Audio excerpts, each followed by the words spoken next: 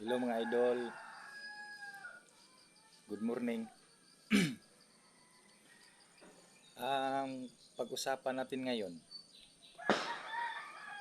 sa darating na eleksyon. May napili na ba kayong mga kandidato?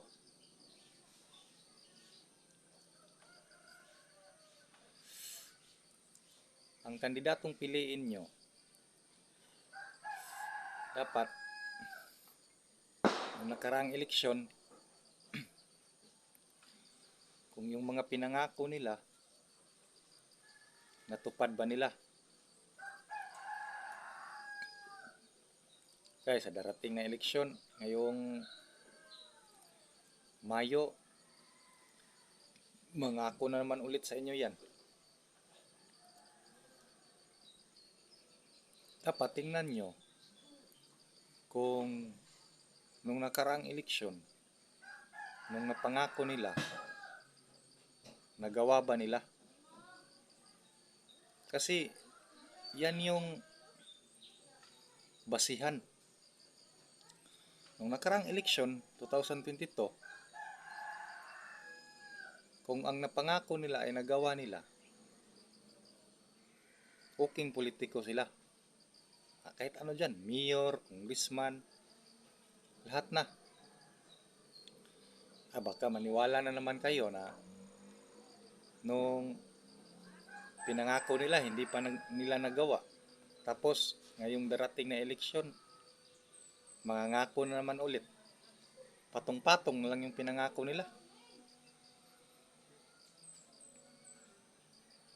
Kaya,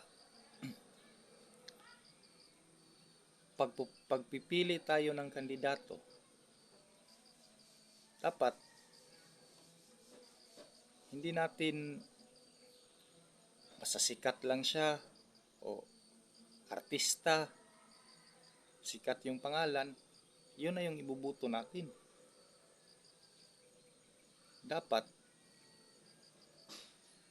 yung may paninindigan talaga na yung pinangako nila gagawin talaga nila. Kasi pag palaging ganyan yung mga politiko natin, walang mangyayari sa bansa.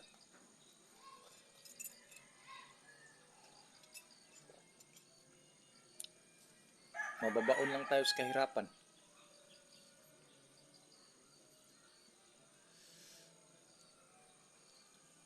Yan dapat maging wais ng Pilipino. Kasi palagi lang tayong nabubudol. Sana hindi na maulit yan. Saka, may napili na ba kayo sa mga kandidato ninyo? Mag-ano tayo sa mga senador? Maraming tumatakbong senador ngayon na sikat. Mga sikat yung pangalan.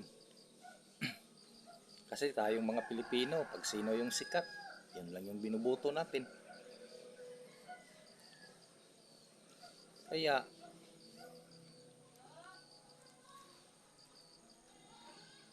sa mga lugar ninyo, mga mayor, congressman, gobernador, siguruhin nyo na yung mga katulong talaga. Hindi lang yung pangako lang ng pangako.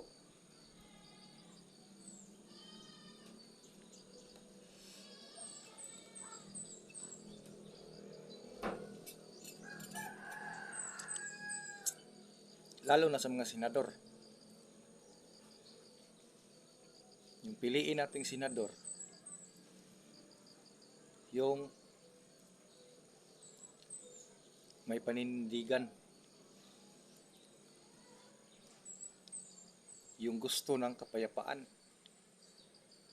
hindi yung sariling interes lang nila ang iniisip nila, yung sarili lang nila yung iniisip.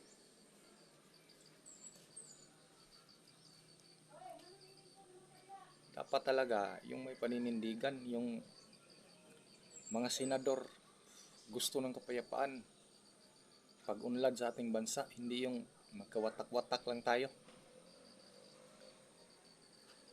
Yung mga senador na gusto ng impeachment, wala na yan sila.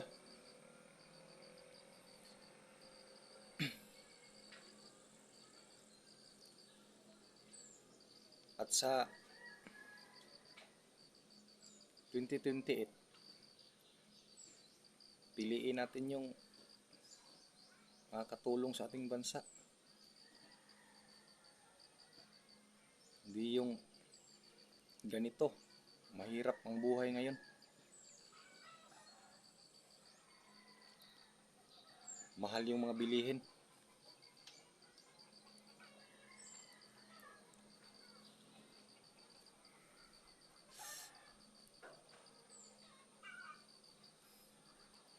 Salamat mga idol. Yun lang.